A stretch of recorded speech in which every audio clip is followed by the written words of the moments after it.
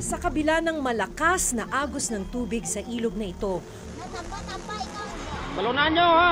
buong tapang itong tinatawid ng ilang residente at estudyante ng Barangay San Gregorio sa bayan ng Lambunaw sa Iloilo. May tulay naman sa tabi ng ilog, pero ang problema, hindi na dito dumaraan ang tubig. At ang masaklap, 10 taon na ang nakakaraan mula nang sinimulan nito. Pero hanggang ngayon, hindi pa rin ito tapos at hindi pa rin nagagamit ng mga residente.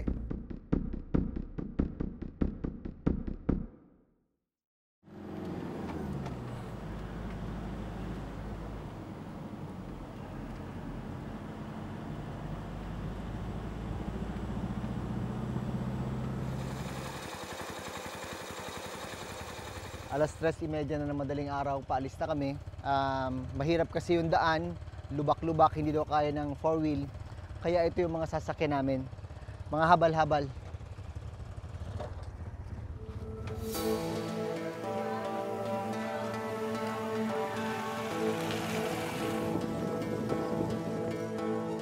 Maliban sa malubak na daan, kinailangan naming tawinin ang ilog para makarating sa kabilang barangay ng San Gregorio. Lagi dalam. Dalam lagi.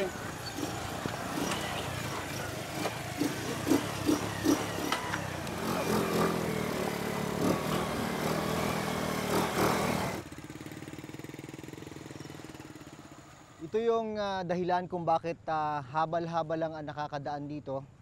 Ito, tubig sa ilog. Maswerte nga ngayon, hindi pa mataas pero pag tag-ulan, umaabot to ng lampas tao.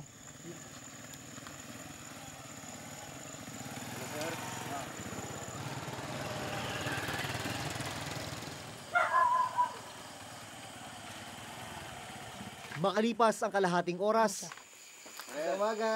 narating namin ang bahay ng estudyanteng si Jaril Ligada, 13 taong gulang. Araw-araw, nilalakad niya ang nasa halos 4 na kilometrong layo papasok sa eskwelahan. Mga ilang minuto mula rito papuntang school. Naabot ba isang oras? Lampas. Lampas. Ang lakad? Opo. Anong oras ka nagsisimula? Ang alas 5:30 hanggang alas 6. Si Jaril ang panganay sa 3 magkakapatid. Bata pa lamang, lolo at lola na ang kumupkup sa kanya. Tay, bakit napunta rito si Jaril sa inyo? Tigin daram lang ni lula na doon sa balay. Bago nagbata abla si nanay na.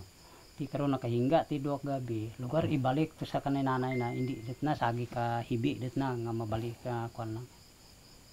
Doon sa balay. Ti murang hindi rit na maguli.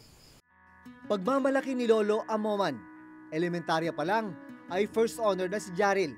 Nakasabit yung mga medals dyan, lahat ng mga parangal. Bakit mo sinabi talaga yan sa entrada ng bahay mo? Tay dyan nagid ba butang ko nung mera nga makita no ko tawo nga nagaagto sa balay nga muraya kuan ka apo na nga maarab siguro no. Ay ti. Matalino? Tama. Pangarap ko po maging isang engineer paglaki ko. Bakit nagkaroon ka ng interest sa pagiging engineer? Kasi gusto ko ang math. Gusto mo ang math? Anong klaseng engineering ang gusto mo? Yung gumagawa ng mga bahay. Naghahanda na si Jaril papasok sa eskwelahan.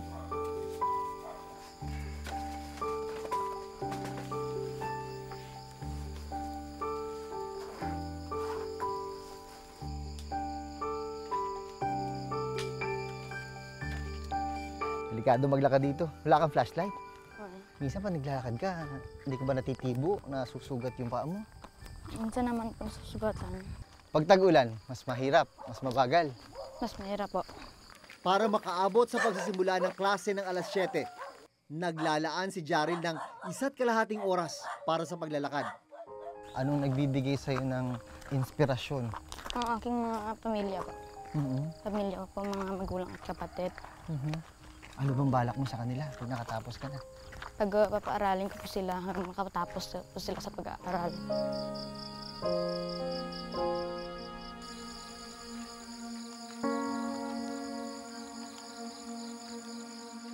Nang sumikat ang araw, mas naging malinaw sa amin ang daang tinatahak ni Jaril. Maliban sa lubak na kalsada, isang nakatenggang tulay ang aming nadaanan. Tulay na nasa ibabaw ng isang tuyong lupa. Ano nangyari? Bakit? Wala na, oh. Parang hindi na siya ginagamit. Kasi nag-iba ang direksyon ng tubig. Nag-iba. So ibig sabihin dati dito ang ilog. Opo. Yan yung ilalim na yan. Opo.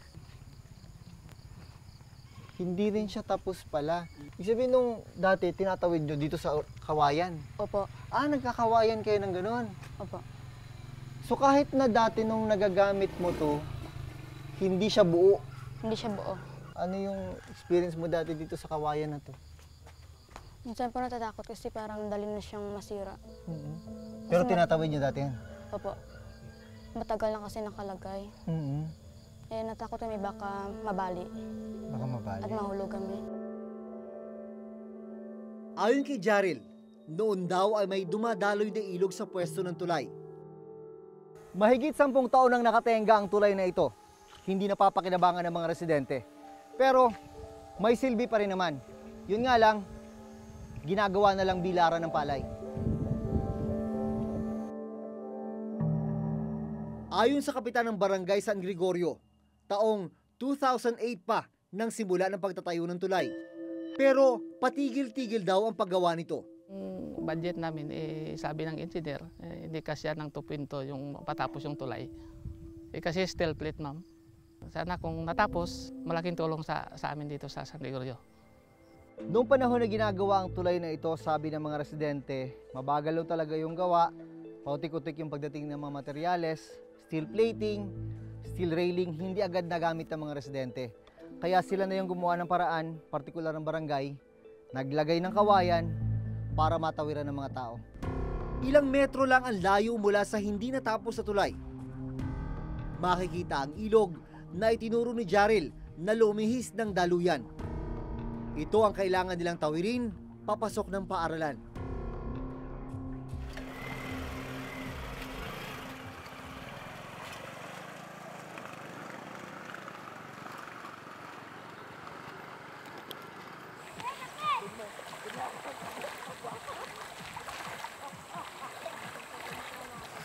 Ito yung halos araw-araw mo na experience.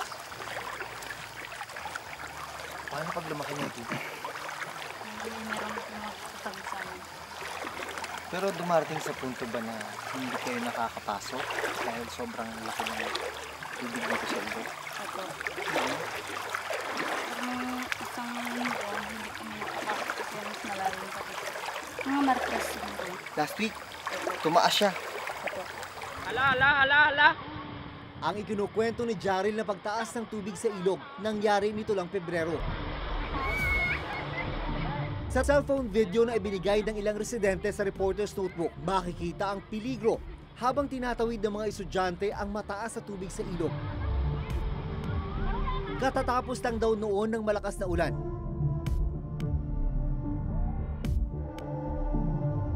Ang mag-amang ito nagpadala na lang sa mataas na agos, makatawid lang sa kabilang bahagi ng ilog.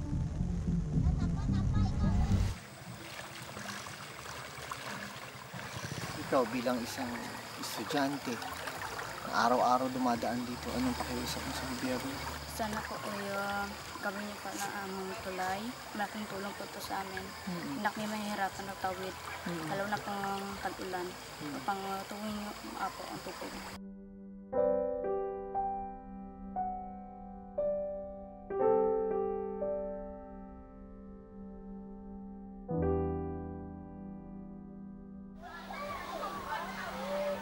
Bandang alas 7 ng umaga nang makarating sa kanilang eskwelahan si Jaril.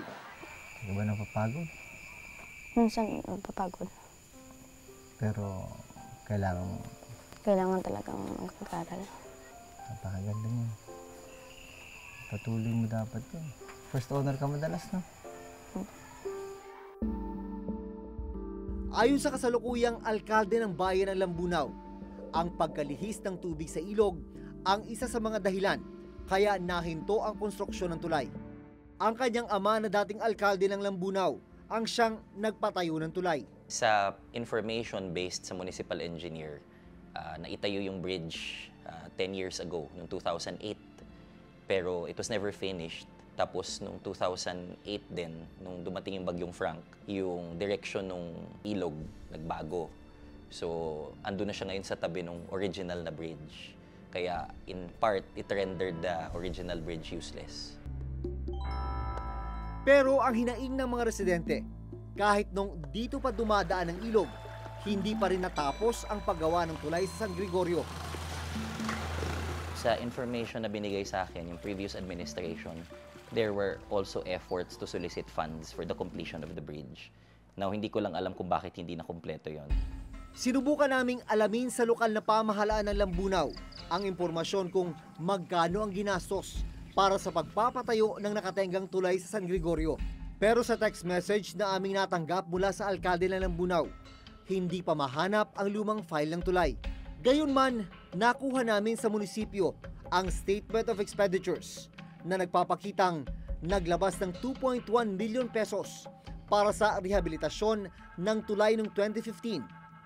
Pero malinaw, hindi pa rin ito natapos. Sa information na binigay ng engineer, kasi this was so long ago, nagamit naman yung pondo, pero hindi lang talaga enough. So, it was possible na mali yung projection ng cost for the bridge. Muling naglaan ng pondo ang probinsya para sa pagpapatuloy ng konstruksyon ng tulay ngayong taon. Posible raw kasi na muli itong maging daluyan ng ilog. The municipio of Lambunaw wrote a letter to the governor last January 29 requesting for 810,000 pesos for the completion of that bridge. The governor granted them their request and gave 600,000 pesos. Samantala, 2 proyekto pa ang nakaplanong itayo sa ibabaw ng ilog sa San Gregorio, patawid sa kabilang barangay ng Kaningwan. They requested for the construction of that hanging bridge. And then they have another option, the overflow project. No? These are put in different locations, not in the same spot. Hanggat nananatiling plano ang mga proyekto at malaking pondo ang nasasayang sa hindi mapakinabagang tulay, hindi maiiwasan ng katulad ni Mang Amoman ang mag-alala para sa kanyang apo na si Jaril. So nandun yung kaba? Kinakabahan ka madalas? Ti din, pagkadurong kabataan mo, ti kung hindi mo kuan na, tuluoy mo itong iba, basi kung madarak yung dabla ka tubig kung magkuan na. Mura ang ginakuan na mo, basta magbaha lang, ginaagtunan, gidatuya kagbantayan. Bisan nga gabi din, ipabiyaan na kung hindi makatabok tanan yung kabataan nga nagakakuan. Umaasa si Jaril na may maayos na tulay na silang matatawiran bago pa muling dumating ang tag-ulan. Sinasalamin ng tulay na ito kina Jaril ang mas malawak na problema sa iba pang infrastruktura sa bansa. Mga proyektong pinondohan pero hindi pa rin natapos, nakatiwangwang at hindi lubusang nagagamit ng mamamayan. Ayon sa dokumento mula sa DPWH, ang contract amount ng proyektong ito ay mahigit 140 million pesos. Tapos, sinasabi rin dito na yung actual accomplishment ay halos 50% na. Ganito po bang itsura nung halos 50% na natapos?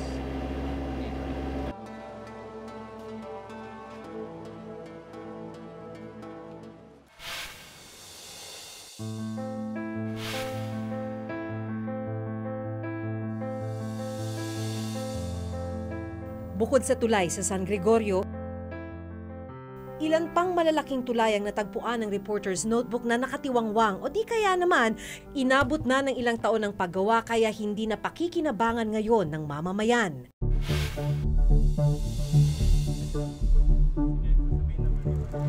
Dito sa lalawigan ng Northern Samar, tinungo namin ang Katarman Bridge, isang tulay na halos 3 taon nang itinatayo. Ito ang Katarman Bridge sa Samar. Kung makikita nyo naman, sobrang makipot para sa isang 2-lane bridge. Kaya ang proyekto ay bridge widening, luluwagan. Ang problema, noong 2015 pa ito sinimulan, hanggang sa ngayon hindi pa natatapos. Taon na. Ang ginawa ito putol bangka. Ngayon pwede naman makadaan pero pabilisan lang. Bakit kayo tumatakbo? Eh, Kasi baka tamaan kayo Oo. nitong mga to. Madaganan ka dyan. Madaganan ka. September 16, 2015 ang sinimula ng proyekto. Ang target completion dapat ay noon pang June 22, 2017. Ayon dito sa dokumento mula sa DPWH, ang contract amount ng proyektong ito ay mahigit 140 million pesos. Tapos, sinasabi rin dito na yung actual accomplishment ay halos 50% na. Ibig sabihin, dapat kalahati nitong proyekto tapos na. Tinungo namin ang forma ng proyekto at nang itanong namin kung nasa halos kalahati na o 47% na ang paggawa nila, gaya ng nakasaad sa status report ng DPWH Region 8. Ganito po bang itsura nung halos 50% na natapos? Hindi po. Tuloy-tuloy naman ang trabaho namin kasi ang trabaho namin sa ilalim lang pa, wala pa sa ibabaw. Pag natapos yung ilalim, dahil lilimang butas na lang naman ito, sa taas na kami. Sa status report na nakuha namin sa DPWH Region 8, nakasaad na humiling ng karagdagang 120 calendar days ang kontraktor para matapos ang tulay.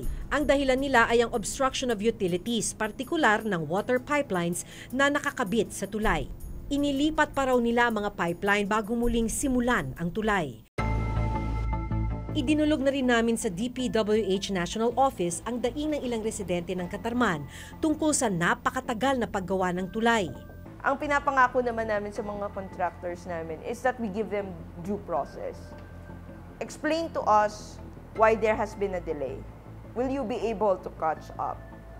Then doon tayo magano. Ayaw naman namin to be abrupt with all these penalties. Kung ang tulay sa Katarman hindi matapos-tapos,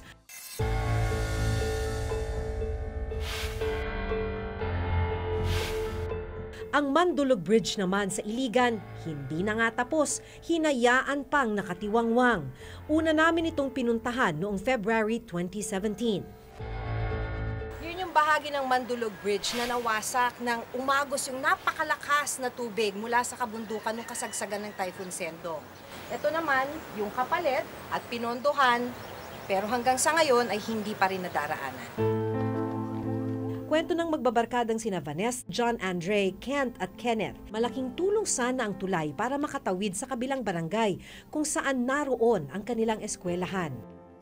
Dito lang ang pwedeng daan kasi doon malayo pa.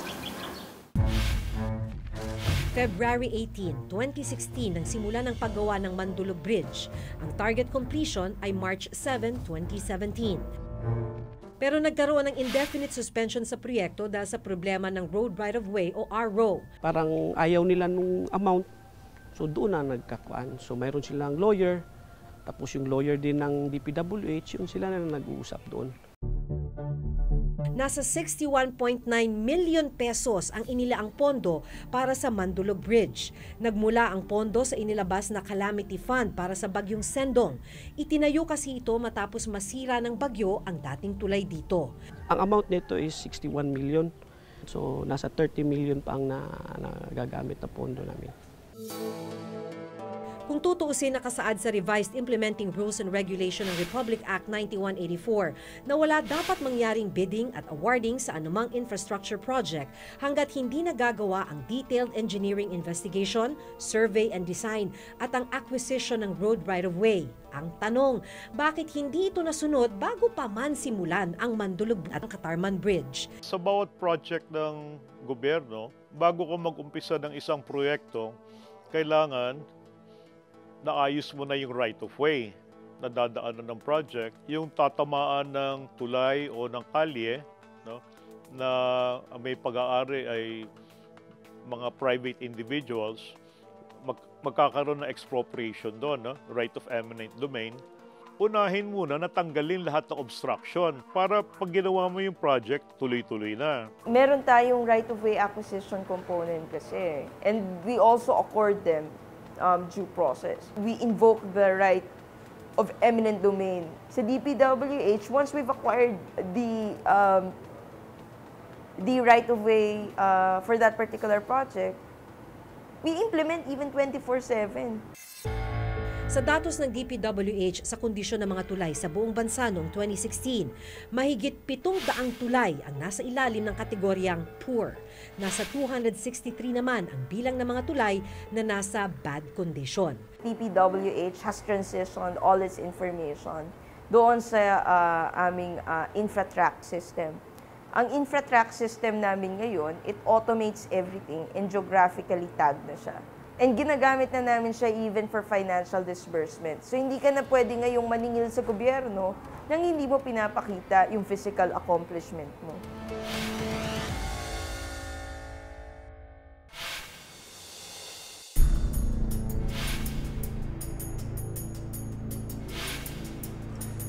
Sa susunod na linggo, abangan ang iba pang proyektong pinondohan ng pera natin, pero hindi naman natin napakikinabangan. Sa tagal ng pagkakatiwangwang nitong project na to, napuno na siya ng damo. May talahib na. Hanggang sa susunod na Huwebes, ako si Maki Pulido. Ako si Jun Veneracion at ito ang nakatala sa aming Reporter's Notebook.